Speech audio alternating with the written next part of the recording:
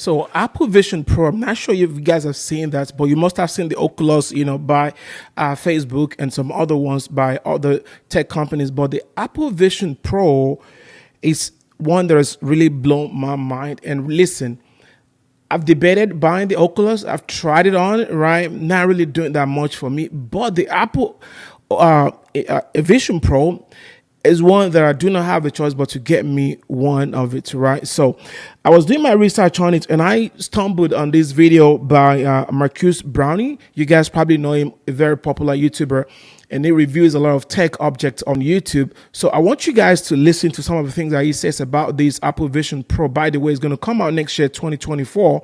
And it might range between 3,500 to 4,500, and I can't wait to get my hand on one of them. So I'm not trying to convince you to get one, but maybe by watching this video and you understand the capability of the Vision Pro, it beats everything else that I've ever seen. And listen, if I'm not your financial advisor, maybe this would be another reason for you to go get you some Apple, stock, because by then I can imagine what's just going to happen. But so let's hear what this guy has to say about this 3,500, almost 4,500 Vision Pro, which of course you guys must have seen the picture of it. It's right there on the screen right now. All right, you just wear it just like you wear glasses, and a lot of things are different about this Apple Vision Pro compared to the other ones that I've seen. So let's take a listen to Marcus Browning video, okay? How does it work? Well, basically, we've seen VR headsets and AR headsets before. It's typically there's screens on the inside, and then on the outside there's some sort of shell which has some sensors on the outside that help detect what is in your room around you and help to see the controllers in your hands. But with this one, there are no controllers at all. They're not making any for it. There aren't going to be an optional accessory. They're not even going to design any controllers. You are controlling this thing entirely with your hands and your eyes and your voice. So you put this headset on. Wait, so you're not going to have any handheld, thing to control it. You're basically going to be controlling this. Once you wear this thing on your head, your eye movement, basically your eyeballs, will be working with the sensation of the finger, and that's how you're going to be controlling it. Like, it's about to get really like and I'm not sure what you guys are feeling, but really, you don't have to hold anything. There is no remote control or any keyboard to control this Pro Vision. Just wear this thing on your head, and basically with the information being passed from your eyes to your hands, your fingers especially, that's how you're going to be controlling the Vision Pro. That's what it just said. This, guys, blows my mind. So let's take a listen. On, and basically all over the headset there are an absolute ton of sensors. You have two main forward-facing cameras, two downward-facing cameras, two more cameras for the sides, two infrared illuminators, a LiDAR scanner, a true depth camera. These are all to keep track of what's happening around the headset and also to track your hands in front of your face. And then on the inside there's also a bunch of infrared illuminators and infrared cameras that are purely there, just there, to track your eyes. So there's actually a setup process. Before you even get the headset, you basically you sort of scan your face with the true depth camera on the iPhone, and it uses that depth information about your face to give you a sort of a custom cutout. This will be a process that you can do in Apple stores. But basically you get the headset with the custom cutout for your face. If you have glasses, there are some Zeiss lenses, but you finally get the headset out and you put it on, and there's some nice meshing on the back, some basically, if you have glasses, if you wear glasses like I do wear glasses sometimes, you don't really have to take it off, right? When you're measuring your face on your iPhone to get the information transferred to the Pro Vision, it's really, a Vision Pro rather, it's really, you can have your glasses on and it measures everything at that time, and you can do it twice. You can do your eyes without the glasses and you can do it with the glasses on, and it basically transfers the information on there, and whenever you want to use it, whether with your glasses on, without your glasses, he has no problem recognizing it to you, and there you can control. Like, we're going to get there, and it gets really, really interesting. So you can really do the control with your finger and your eyes this time around. So let's keep watching. Meshing on the back, some fabric that stretches and is pretty breathable. It's built extremely well with all this metal and glass. And then once you get it going, the most impressive thing about this headset, the most impressive thing, is the eye tracking. I'm not even kidding. This eye tracking is sick. So basically, the eye tracking in this headset, You know, this guy, like when he's really doing reviews of gadgets like this, when he says things like this, like it's really sick, it means he can't really explain how awesome it is, right? I can't wait to get my hand on this thing, okay? So, I mean, you've got to look at his face when he says that, like it's really sick, right? Keeps track of where your eyes move around, is the closest thing that I've experienced to like magic. Like I normally don't call tech things sort of magical or surreal like this, but this was, even for a pre-release product, kind of unbelievable how well it does. Anytime you move your eyes around the UI, it would immediately highlight and select exactly what you're looking at, no matter how small the target was or what you're looking at. And then when you want to select something, all you do is take your fingers like this and just touch them together. That's how you click. So you look at something.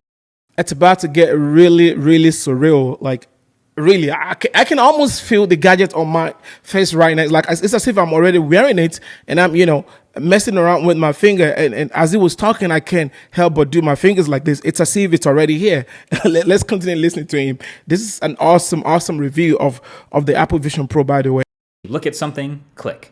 Look at something, click. So there's a calibration process when you first set up the headset, you put it on for the first time, where you basically just look around with your eyes at a bunch of different dots so it learns your eyes. And then from that point on, you're just cruising, you're sailing through everything by just looking at things. And it feels like telepathic. You just look at something and select it. It's telepath. You basically magnetize things with your eyes. You look at them, right, through the Vision Pro, and you want to move them or do whatever, just look at them and your finger will understand what you look at and just give the command to your finger and boom, it works. And that's it. So this is how the whole UI works. Pretty much every other headset has the ability to use your hands to select things, but most of them rely on the sensors on the outside to keep track of a set of controllers for maximum accuracy. Right, like the Oculus and the rest of them, you literally have to hold like, a controller in your hand. But he's saying in this case, the Apple Vision Pro, you don't really have to hold anything. It's just that initial scanning of your face and of your eyes, right? And whatever you turn your eye or whatever you're looking at, just tap your finger and it works. This is crazy. But this massive array of sensors on the outside of Apple's headset have done an impressively good job of picking up what my hand is doing, kind of no matter where it is. So like I said, there's sensors all the way around the thing. They're facing forward, but they're facing sideways and facing down. So I can just kind of rest my hand like wherever and look at stuff and click. I don't even have to move my head. I can just look at something and just click my fingers. I kind of did it by accident a few times. Like I'd just sort of be sitting there and my fingertips would actually touch and I'd select whatever I was looking at. It's really this two fingers, right? Not this one. It's these two fingers that will be your controller, right? And you don't really have to hold anything. That is powerful.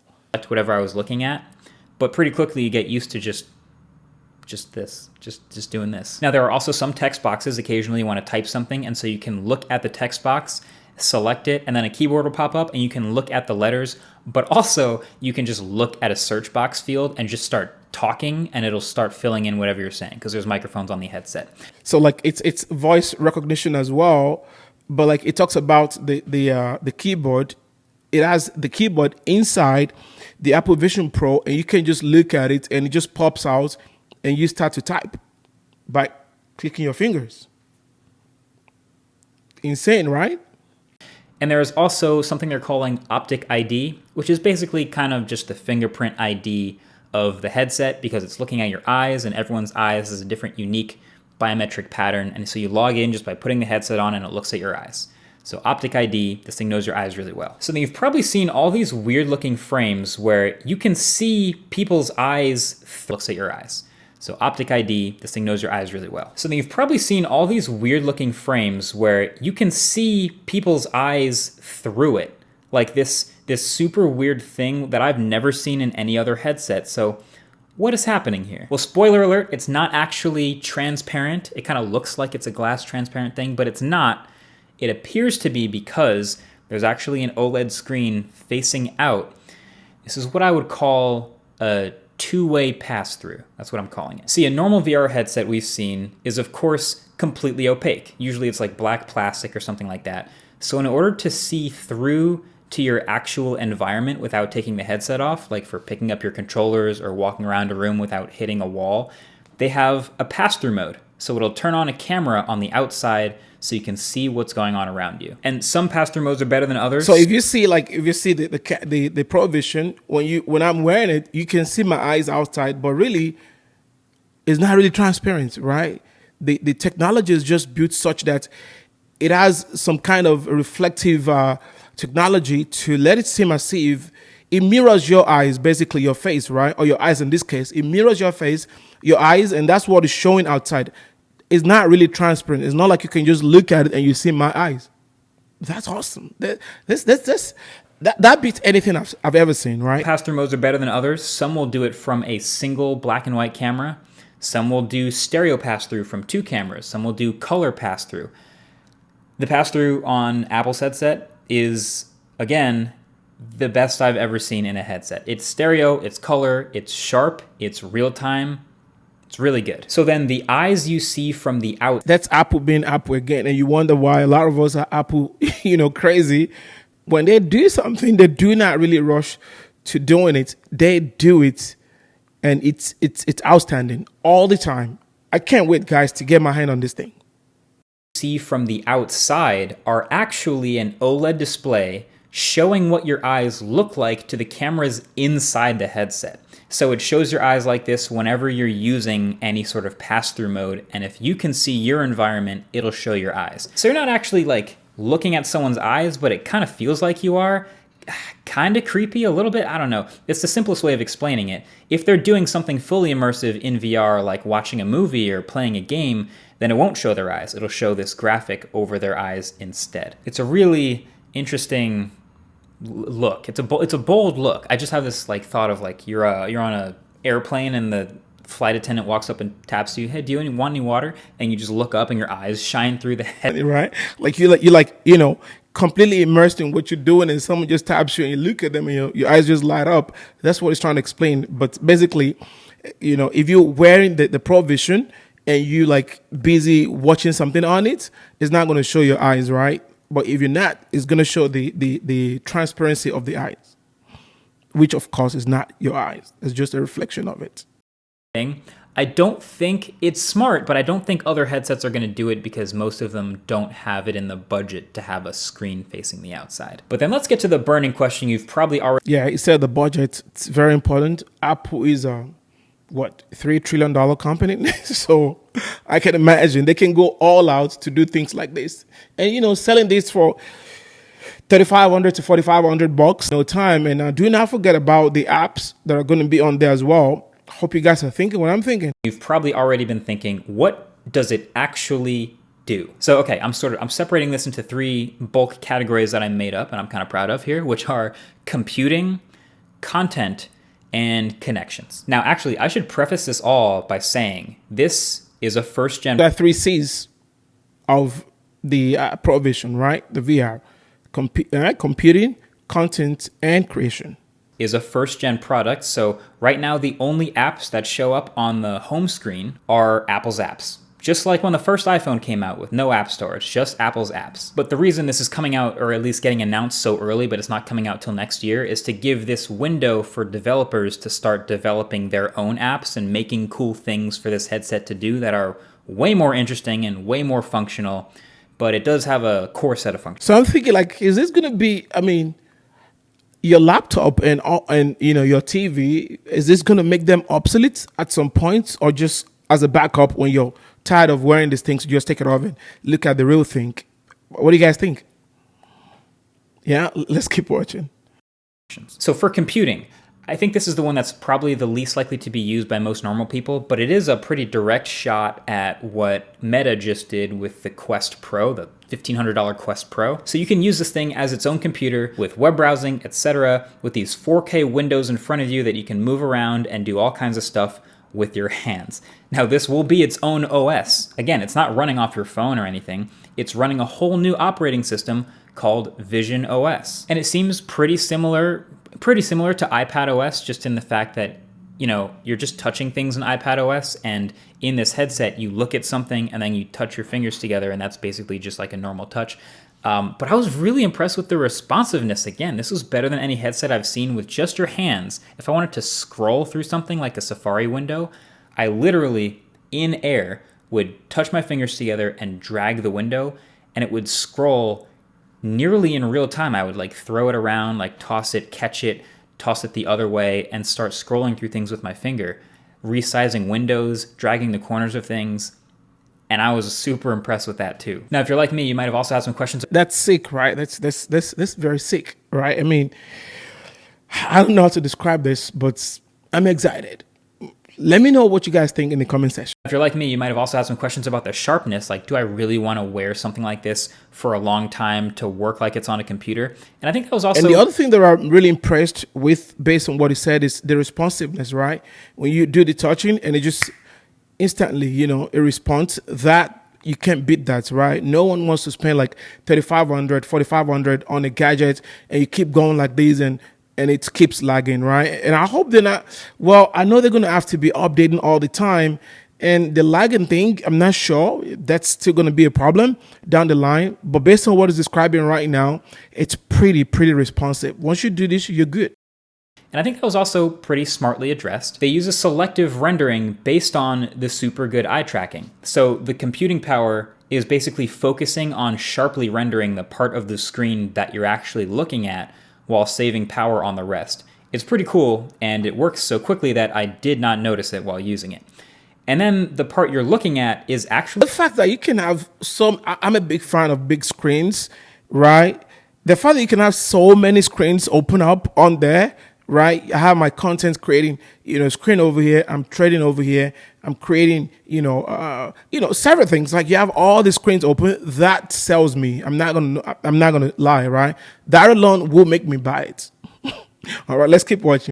And then the part you're looking at is actually very sharp. Like I said before, they're super high resolution screens. They're 4K. I don't know if I have a number for refresh rate, but it felt like 120 hertz.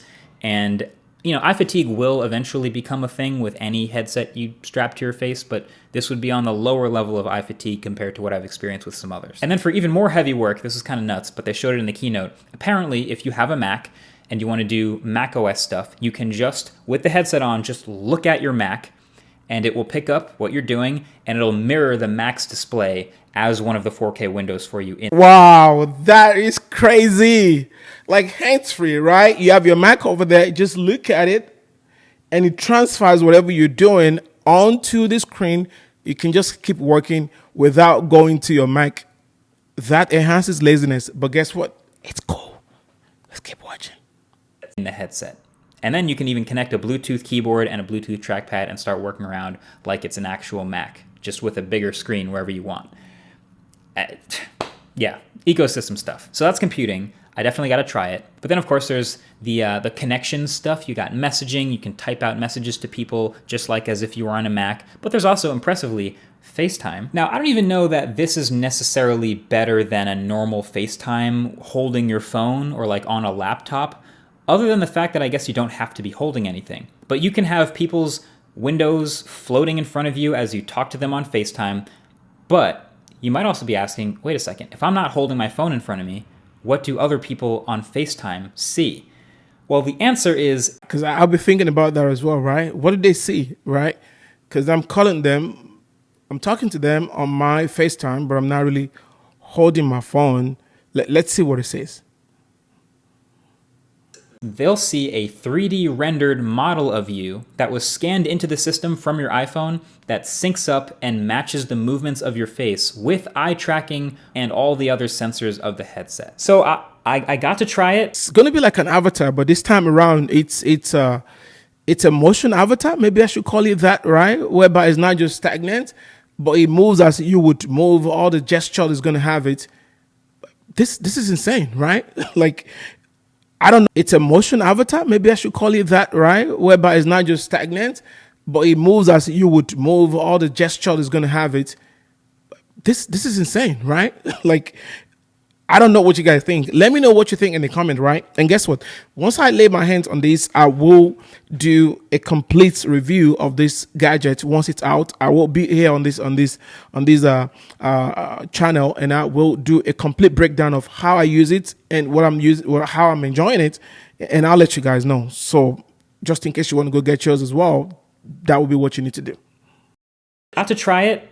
It is it works. Okay, so it's not as good as obviously looking at a person. I just feel like a FaceTime, you're trying to have like a personal connection with the person, and this is obviously more personal than an avatar or like a cartoon of you, but it feels kind of somewhere in between. It's kind of like a Google Project Starline, which I just did that video about a couple weeks ago. If you haven't already seen that, I'll leave a link with a like button so you can check it out. But it feels sort of in that like uncanny valley, moving 3D model territory instead of looking at an actual person. It's kind of how I picture it. But then last but not least, of course, content. People are just going to watch content on this thing. And I think this is the industry, now that Apple's jumping into it, that is poised to explode. Like, we've had VR games and VR videos for a long time. And this makes me understand the importance of building your ecosystem, right? Especially as a marketer. So let's say Disney World, or Disney as the case may be, there was this, tussle between Disney and Apple and Roku and Apple TV and Netflix when it comes to content, and literally holding onto the ecosystem and sell to them. But imagine what is about to happen, right? What's about to happen? Everyone that's going to have this is completely cut off from Netflix, Disney and all the things. You're basically like immersed in the Apple ecosystem, and you're just consuming the content all freaking day long. Ecosystem, guys. Let's keep watching. And Apple is now also able to do this. They, of course, put their own spin on it, and they can use the power and the draw of the Apple brand to get content creators and big motion picture studios and sports leagues and all kinds of creatives to work to make content that looks really good, specifically on Apple's headset and in Apple's formats. I can personally say from my demo, hell yes, I would pay to watch an NBA game courtside in the VR headset. The quality is good enough, and obviously it's not going to be as immersive as feeling the energy from the crowd, but you're not paying courtside prices. You'd probably pay, this is a total guess, $10-$20 to watch an NBA game courtside or have some subscription to do that. I would totally. That's crazy, right? So you're like, oh man. So you're watching your sports, but it's as if, the team is right here. It's like you're sitting at the courtside, basically, for $10, $5, $20, maybe. Nothing beats this. What Apple is doing is about to, dude, the company's valuation is about to go way higher than this. Let's just watch and see what happens. But I'm not sure about those of you out there, and I'm waiting for other companies to kind of rival this. But those of us that are sold on this, that are going to buy it, this is one of the reasons why you're going to have to buy it. That personalization when you're trying to watch your sports, watching your game, and to see if you're right there with them, nothing beats that, right? Let's keep watching. To do that, I would totally do that, and it would be fun. But even with regular 2D content like movies, just watching a regular movie, you can totally just sit back, put the headset on, maybe even put some headphones on, and just like on a plane seat, just watch a movie as if you're in a theater for one, which is pretty sweet. There is that digital crown on the side that actually lets you spin it clockwise to move in more immersion and fully envelop you in the VR environment, or you can turn it counterclockwise to bring in more of your real world environment with pass-through in your peripheral vision. Kind of a neat trick. And then there's also this kind of weird feature. That is cool. I would love to do that. That is cool. There's also this kind of weird feature where you can take 3D photos and videos with the cameras built into the headset itself, and I did not like this one. So there was a demo of like a recording from a headset camera of a kid blowing out some candles on a birthday cake, basically, and I got to watch this actual scene in the actual Apple headset. So because there's two cameras like front facing, they can record stereoscopic 3D, so you can turn on the recording and in that moment, sit down and record a super immersive video. And then when you watch it back in the headset, it's like you're reliving this moment in 3D, which can feel kind of cool. But I can't get the image of like the dad at the birthday party with the headset on, just recording things like.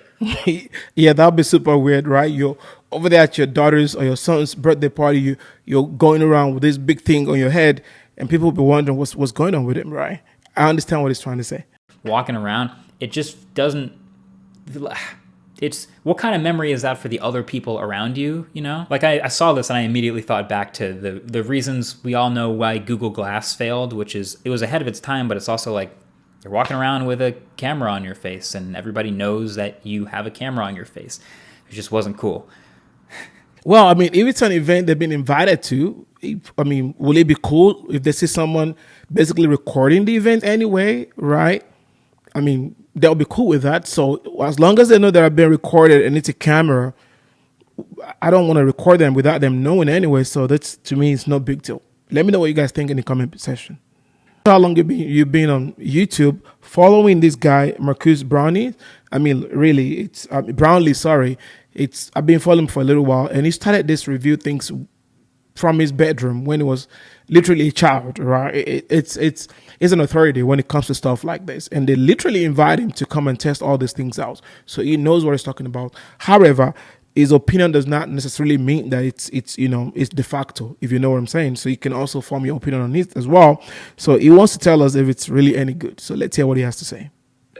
Is this headset any good? And the answer is, well, yeah, some of the parts of this headset that I tried are actually the best I have ever seen in any VR headset by a mile, specifically the eye tracking and the hand tracking. Now, of course, it's going to be up to developers to really make it good, but I think the foundational, like, how do you use it part is pretty amazing. But that doesn't mean there aren't any downsides. All right, number one, there was no haptics, of course, because you don't have controllers. You're just doing everything with your hands in the air. There's no way to have any sort of haptic feedback. There was a demo that I did where... So does it mean, however, that it's got to be like, an alternative to that? People that cannot use their fingers, what are they going to control this thing with, right? Just thinking about that. All right, let's keep hearing what he's saying. There was a demo that I did where, like, I stuck my hand out, a wall on the other side of the room opened up, and a dinosaur was back there, and a butterfly flew out. I held out my hand, and the butterfly flew up and landed on my finger. It could track and see all of that information, and the volumetric, all the computation to make that happen was amazing. It's cool. The computation to make that happen was amazing, but when the butterfly landed and I didn't feel anything, there was that moment of like, oh, right, this is a VR headset. But then number two, this was interesting. This is pretty heavy. This is a pretty heavy VR headset. Kind of the same way that AirPods Max, the Apple's metal headphones, are heavier than most plastic headphones. There's a reason why most other VR headsets are just plastic. It's not because that's cheap. It's because it's lightweight. It's fatiguing to have a heavy thing on your head. And this is a headset made of metal and glass. It's heavy. Now, it is also super well built. Like, there is no arguing that, but I do wonder about using it for longer than the half hour that I did. I wonder if it would be more fatiguing to my head. That's also actually... Right, that might be one of the, the downside to it. And, Apple, just like when the first, iPhone came out, it's always an improvement, and they'll listen to what people say, see what they have to change, and they'll continue from there. And that's one of the the beauties of marketing, right? You listen to your community. Let's hear what they say, and we make improvement as necessary, right? So actually, why the battery isn't attached to it. That would be a ton of weight to carry on your head, so they connected the battery instead through a proprietary cable, and that actually can sit next to you on the couch or in your back pocket. And that brings us to the other thing, the battery life. 2 hours. 2-hour battery life on the headset, which is not that great. It's not that long. Now, there's a USB-C port on the battery bank, and you can plug that into the wall for infinite time. But the second you unplug from the wall, 2 hours from that pretty hefty battery bank. But do you want to have something plugged to the wall and have it, hooked onto your head? I'm not sure about that. And there's this, I'm not sure you guys see all these crazy videos that people always post about things blowing up. I'm not sure how that is going to affect it. But 2 hours though, it means I can't watch a movie and watch another one. If I have a 4-hour flight, 6 hours flight, I'm going abroad, 16 hours flight. It means it has to stay plugged in while I'm, we'll see how that works, how that turns out. Let's keep watching. Pretty hefty battery bank, which is like, okay, maybe most people won't be spending a lot of time in the headset, but you did also just show us, Apple, an ad of people like watching a movie in the headset. That's already, like, most movies are 2 hours plus. So something worth thinking about. Just a 2 hour. I'm sure people will make bigger external batteries for this thing, but 2 hours. And That brings it to the point. Even Apple will make probably an extra battery for this. And you know how the upsellers, right? They sell you these things and you have to buy this cable and you have to buy this. Can't blame them. The marketing company. Apple is not a tech company. It's a marketing company. If you pay attention to the marketing style, you're going to be good. And also, I couldn't get a firm answer here on if there are fans inside or not, but I think there's fans. Like, there's certainly vents for fans anyway. And if you're gaming for long enough or using it for long enough, do those spin up? Do they ever get loud? Do they ever kill your battery? That's kind of unclear. But then, of course, the main thing that everybody's talking about, it's expensive. It's $3,500. So is that pricey? Yeah, that's very $3,500 to buy something that might give you a headache. I don't know what you guys think, but I think it's worth trying, right? I mean, I spent $3,500 on some other things that are now that are of less, importance, right? So, besides the other concerns, I would love to get my hands on it and see how it feels, right? very expensive. But this is the thing that is always weird with Apple products. Like, there is no direct comp. Like, you always say it's expensive, but like, compared to what? And they did this with the Pro Display XDR. They've done this with even AirPods Max a little bit. But like, there are several things that this headset does that no other headset does. The eye tracking, the hand tracking, that's super good. Even if an equivalent headset came along today and did all of the same stuff that this does, hardware and software-wise, it still wouldn't have FaceTime. It still wouldn't have like looking at a Mac and then the ecosystem allowing the Mac's display to pop up. So this is kind of something that only Apple could pull off. So bottom line, I got to try it. I thought it was extremely impressive. The ecosystem, right? That reminds me of you building your own community or having a list as a marketer, right? You've got to start that from the very first day you have a content. You can't just do without it, right? So you build your ecosystem because eventually they're going to be the one that will buy whatever you come out with, and it would add a lot to your bottom line. So let's keep watching. It's about to be done. Extremely impressive, but at the end of the day, this is not a product for the masses. I mean, obviously, right? It's $3,500. It has the word Pro in the name too. But this feels like the Series Zero, like the Apple Watch. Remember when the Apple Watch first came out, the Series Zero, where it's really going to be up to the first gen, the early adopters, and the developers to decide the direction that this thing goes, to decide what people actually want to use it for. And that'll shape the future versions of it that we may eventually get down the road. Then maybe someday there's like a Vision SE that's like $400. Mentioned a while ago, they will listen to what the community says, and based on that, they will go back to the drawing board and improve upon it. And they're probably doing that right now. Do you know how Apple does? They just release this thing, batch. They make you buy that and make a better version of it and a better version of it, and you keep buying. It's like upselling you, basically, but not in real time. That's like $400 that the masses will all adopt, and it'll be this next generation hit product, maybe.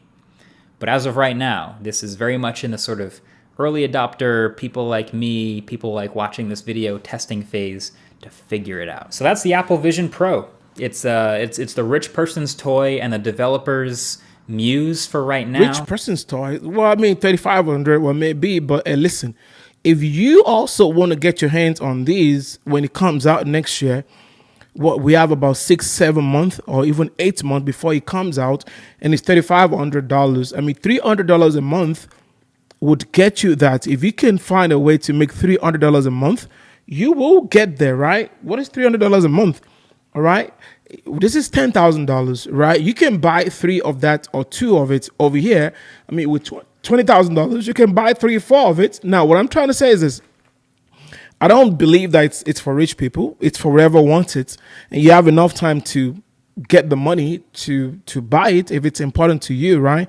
All you've got to learn right now is how can I turn $100 to $200, and I keep doing that until it comes out, and you find that it's not really expensive because now you can use your $100 to cumulatively make more money that you're going to use to buy that. And once you buy it, and as a marketer, you find ways to use it to make you more money. And one of the ways that I've found to really do that is to start selling on Amazon, right?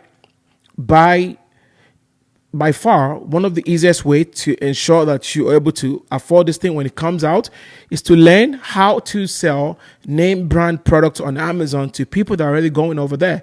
If you start that today with $100 or $200, and you make 40% of this each and every week or 2 weeks, and you keep turning that around again and again and again, by the time this, Apple Provision comes out, you will be able to afford it. So I do not agree with him saying it's for rich people.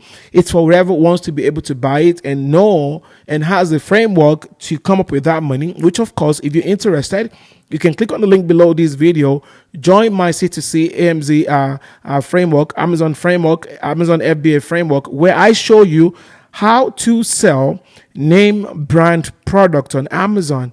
All right, Amazon takes care of the whole thing for you. All you've got to do is we have to give you access to the distributors and the manufacturers, and sometimes wholesalers of these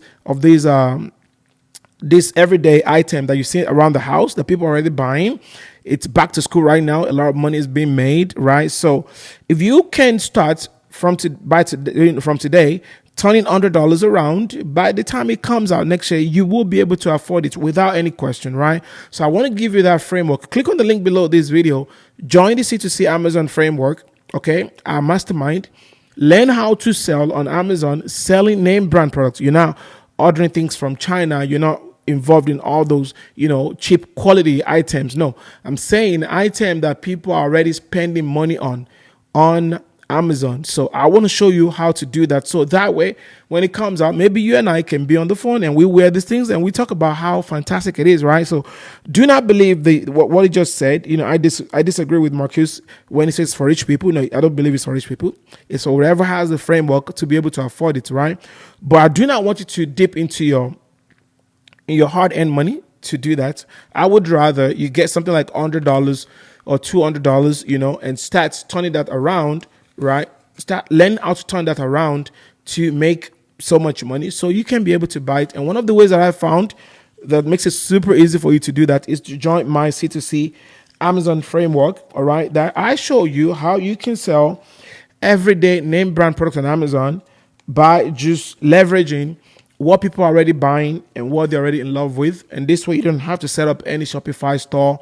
You don't have to learn how to run Facebook ad and all that. So just basically understand the framework and Amazon will take care of the rest of it for you. So if that seems like something that you want to learn, click on the link below and I will see you in the mastermind. All right. On this note, do not forget to give me that like button, subscribe to the channel and hit that bell button.